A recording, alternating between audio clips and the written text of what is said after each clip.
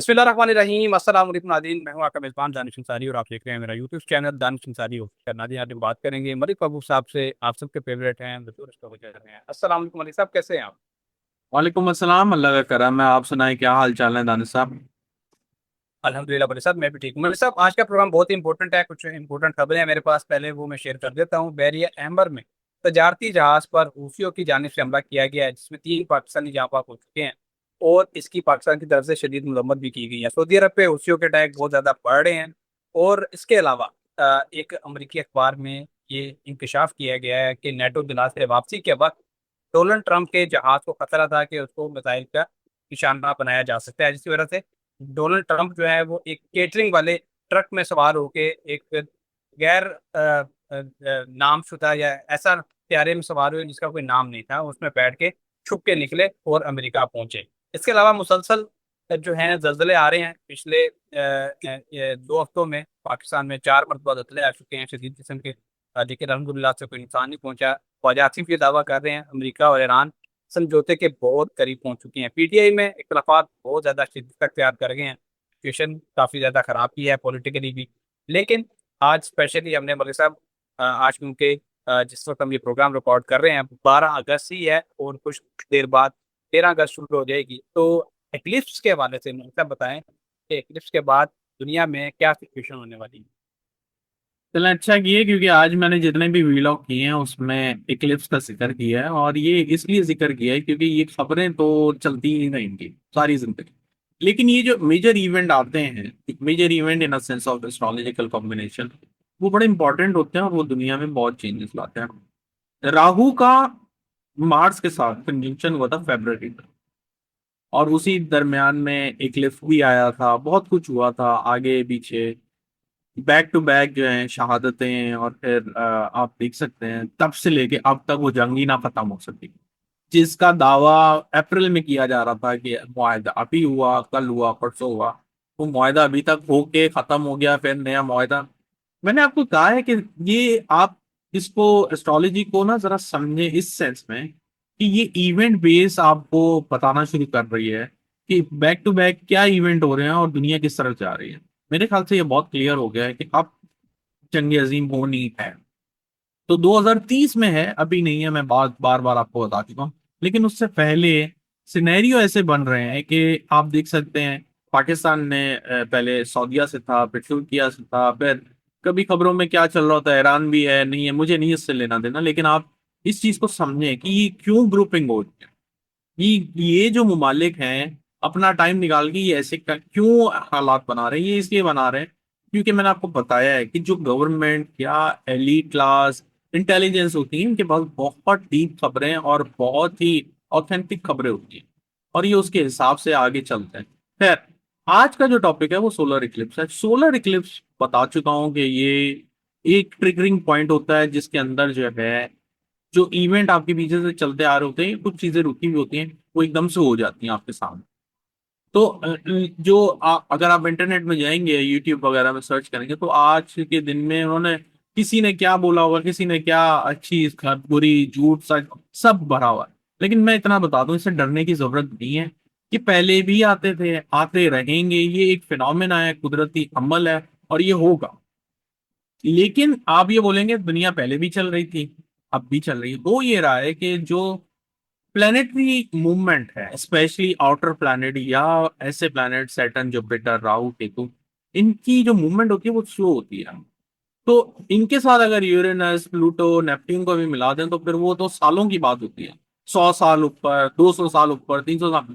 तो जब इनकी ट्रांजिट या इनके साइकिल कंप्लीट होते हैं या कोई ऐसे एस्पेक्ट बना रहे होते हैं ड्यूरिंग द सोलर इक्लिप्स, तो वो इवेंट जो होते हैं बड़े अनोखे। हमने पेंडेमिक देखा था जैसे एग्जांपल के तौर पे 2020 में। इसी तरह से ऐसे ऐसे इवेंट आते हैं जो इंसान नहीं सोच सकता। अगले कुछ सालों में ये दुनिया बहुत बदल जाएगी, मैं आपको बता रहा हूँ। एआई का जमाना है। राहु सिंपली वो एक्वेरियस में एडवांसमेंट आने वाली है, जो जिसका जिक्र मैं पिछले साल से कर रहा था। अब आप अगले 4-5 साल, 4-5 महीनों में, टिल एंड ऑफ दिसंबर, क्योंकि राहु उसके बाद अपनी जगह बदल गए, उसके अंदर आप बहुत मेजर चेंजेस, कोई नई एडवांसमेंट, ये अब आप यूं समझिए कि पहुंची भी दरवाजे पे। तो ये आनी है, पहली बात। इस वक्त का जो करंट एस्पेक्ट चल रहा है वो राहु मार्स का है। और ये राहु मार्स आपने फरवरी में देख चुके हैं, फरवरी मार्च अप्रैल में इसने क्या तमाशे किए थे। तो ये जो आने वाले दिन हैं, ये फिर कोई मिलिट्री बेस एक्शन के नजर आ रहे हैं। मिलिट्री बेस जैसे ये जंगों की बात कर रहा हूँ मैं, वो वाली मिलिट्री की नहीं बात कर रहा हूँ, जंगों का हो जाना। अर्थक्वेक की आपने बात की थी, ये बहुत ज्यादा बढ़ जाएंगे इस महीने के आखिर तक। ऐसा नहीं, क्योंकि राहु मार्स के नक्षत्र में, मार्स राहु के नक्षत्र में ट्राइन से भी एस्पेक्ट कर रहे हैं एक दूसरे को, तो ये बहुत एक्टिव इस वक्त जो है मुझे हालात दिख रहे हैं। एक्टिव किस सेंस के? कुदरती आफात के लिए, जंगों के लिए, और यूं कह सकते हैं कि कुछ खुदा ना खास्ता, अल्लाह ना करे, अल्लाह ना करे, हवा में जो एक्टिविटीज होती है जैसे प्लेन्स हैं, रॉकेट्स हैं, इनकी तबाही, ये सब चीजें इस महीने के आखिर तक बहुत ज्यादा नजर आती है। बीमारियां हैं, बीमारियां भी बहुत ज्यादा नजर आती हैं। तो कहने का मकसद ये है कि ओवरऑल यहाँ से आपको इस महीने के आखिर तक दुनिया में बहुत मेजर चेंजेस नजर आएंगे। पर साहब आपने बड़ा ब्रीफली इसको बताया, और एटलीस्ट का जो आगे सिचुएशन बनने वाली है सर इसे बताया। एक और बड़ा इंपॉर्टेंट क्वेश्चन है, मुस्तफा खामनई की वीडियो सामने आई है काफ़ी अरसे बाद, और उनके हवाले से कोई खबर भी सामने आई है, तो उसने लोगों को बड़ा हैरान किया है, सरप्राइज किया है। वो एक जगह पे बैठे हुए हैं, उनकी हेल्थ के हवाले से भी कुछ कंसर्न्स मौजूद हैं। इसके अलावा डोनाल्ड ट्रंप की जान को खतरा, वो उन्होंने खुद ही इसके हवाले से कंसर्न जाहिर कर दिए हैं। उन्होंने कहा है कि अगर मुझ पर कोई हमला होता है या मुझे नुकसान पहुंचाया जाता है तो ईरान को तबाह कर देना। मुझे ये बताइएगा, क्या सोलर एक्लिप्स के बाद आप ऐसी भी कोई सिचुएशन देख रहे हैं कि दुनिया की जो बड़ी शख्सियात हैं, खुदा न खासा उनको कोई नुकसान पहुंच जाए? ज़ाहिर है खुदा न खासा मैं इसलिए सबके लिए यूज़ कर रहा हूँ कि एक शख्सियत के कत्ल के बाद ही पहली जंग अज़ीम छिड़ी थी। तो ये शख्सियात जो हैं ये बड़ी इंपॉर्टेंट होती हैं, ये अमन भी कायम रखती हैं और अमन बर्बाद भी कर देती हैं। तो सोलर इक्लिप्स किसी शख्सियत के नुकसान को प्रिडिक्ट कर रहा है, क्या देखते हैं? अच्छा सवाल किया आपने। और मजेदार बात यह है कि आपने जिस पर्सनालिटी को इसमें दाखिल किया, डोनाल्ड ट्रंप, वो अगर आप उनका जायचा देखेंगे तो वो जब बॉर्न हुए थे तब इक्लिप्स ही था। और अब जो इक्लिप्स लग रहा है वो उनका 1 और 7 में लग रहा है, फर्स्ट हाउस और 7th हाउस में। तो ये बहुत इंटेंसिटी दिखाता है, मेजर जो है एक तरह से ड्रास्टिक फॉल दिखाता है, एकदम से गिर जाना। इसमें सेहत भी होती है, इंसान की जिंदगी भी होती है, और इसका प्रोफेशन भी होता है। तो एक बात तो आपने जिस बंदे को चुना, मुझे नहीं पता कि आपने रैंडमली चुन लिया या कैसे निकल आया, ये कभी कभी ऐसा होता है, इंसान को इंसिडेंटली बात कर लेता है। आपने बड़े इंपॉर्टेंट बंदे का एक्चुअली नाम लिया है, जिसका जायचा भी एक्यूरेटली सोलर इक्लिप्स का बना हुआ है। वो इक्लिप्स के दरमियान में, ड्यूरिंग द इक्लिप्स, अब ये नहीं पता क्या टाइम था इक्लिप्स का उस टाइम पे, लेकिन इक्लिप्स उनके बहुत क्लियरली चार्ट में विजिबल है। और ऐसे लोग, जैसे हमने कहा है, बहुत अहमियत के हामिल होते हैं। ये पीस भी ले आते हैं और ये डिस्ट्रॉय भी कर देते हैं, इसमें कोई शक नहीं। अब जो आप आने वाले दिन की बात कर रहे हैं, ये डोनाल्ड ट्रंप के लिए बहुत खतरनाक है, इसमें कोई डाउट ओके भाई साहब। अच्छा भाई साहब, कुछ पॉलिटिकल क्वेश्चन भी कर लेते हैं। इस एक्लिप्स के पाकिस्तान की सियासत पर, पाकिस्तान की मीशत पर, पाकिस्तान में अमन और अमान पर क्या असर हो सकते हैं, इस वाले से भी काइंडली बताइए। देखिए, मैंने पहले भी बताया हुआ है कि अगस्त ऑनवर्ड जो है मुझे हुकूमत के जो हालात हैं वो बड़े खराब दिख रहे हैं, और मुझे बहुत ही कम चांस लगता है, 5-10% के वो इस चीज में से निकल जाए। बहुत मेजर डेवलपमेंट आने वाली है। और वो जब आपने मुझे कल कल भी शायद आपने यही सवाल किया था, तो मैंने कहा था जरा वेट करें 15 दिन, 15 तारीख का, उसके बाद आपको इन चीजों के बहुत मेजर रिजल्ट नजर आएंगे। उसकी वजह सन और केतु का कंजंक्शन है। 15 तारीख को सन जो है कैंसर से ट्रांजिट करके लियो में आएगा, और लियो में ऑलरेडी केतु ट्रांजिट कर रहा है।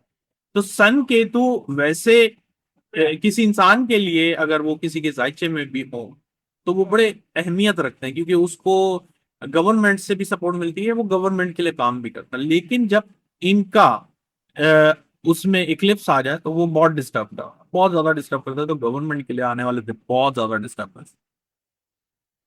और मलिक साहब, क्या पाकिस्तान और इंडिया के दरमियान इस दरमियान कोई तल कलामी हो सकती है, या बॉर्डर पे कोई इशूज हो सकते हैं, या डिप्लोमेटिक लेवल पे कोई आपको दोस्त दिखाई दे रहा हो, इस हवाले से भी बताइएगा। जी, मुझे ऐसा लगता है कि प्रॉब्लम होंगे, लेकिन अगर आप ये सोच रहे हैं कि कोई जंग हो जाए तो वो नहीं। थोड़े बहुत छोटे मोटे जैसे वो होते हैं, फायरी एग्रीमेंट, फायरी जो स्पीचेस होती हैं, ये एक दूसरे के खिलाफ किया जाता है, या फिर कुदरती आफात की वजह से पानी का बहुत ज्यादा फ्लो कर देना, ये ऐसी हरकतें नजर आती हैं। जंग नहीं है। मतलब साहब पाकिस्तान की मीशत तो बहुत कमजोर है, लोग भी बहुत ज्यादा परेशान हैं माशी बदहाली की वजह से, लेकिन पाकिस्तान डिप्लोमेटिक लेवल पे अपना एक बड़ी गहरी छाप जो है वो छोड़कर जा रहा है, और पाकिस्तान का नाम दुनिया में बन रहा है। क्योंकि अभी मुआहदा हुआ पाकिस्तान सऊदी अरब और तुर्की का, डिफेंस एग्रीमेंट हुआ, क्या इस एग्रीमेंट में और ममालिक भी शामिल होने वाले हैं इन फ्यूचर? लेकिन पाकिस्तान का टाइम जो है डिप्लोमेटिक लेवल पे, ये दिसंबर तक एक्टिव है। दिसंबर तक से पहले ऐसी चीजें हो सकती हैं, लेकिन दिसंबर के बाद पाकिस्तान में पॉलिटिकल चेंजेस या पॉलिटिकल ये जो एक वो बना हुआ है, ग्राउंड बना हुआ है, ये भी बहुत चेंज होने वाला है। तो ऐसा लगता है कि पाकिस्तान एक्चुअल में अगर आप पूछें तो ट्रांसफॉर्मेशन के अमल में है, और बहुत आखिरी यूं समझे कि ये लास्ट बैटल है। इसके बाद वो इसलिए क्योंकि अगले साल के एंड में पाकिस्तान का नंबर भी चेंज हो रहा है न्यूमरोलॉजी के हिसाब से, और वो नंबर वन आ रहा है। नंबर वन हमेशा न्यू बिगनिंग दिखाता है। अगर किसी का न्यूमरोलॉजी में नंबर वन आता है हर साल के चेंज में, तो वो बहुत मेजर चेंजेस दिखाता है। प्लस पाकिस्तान की जो एक दशा चल रही है वीनस की 2007 से, वो भी 2027 के एंड में खत्म हो रही है। तो बहुत मेजर चेंजेस एक्सपेक्ट करें आप अगले साल के आखिर।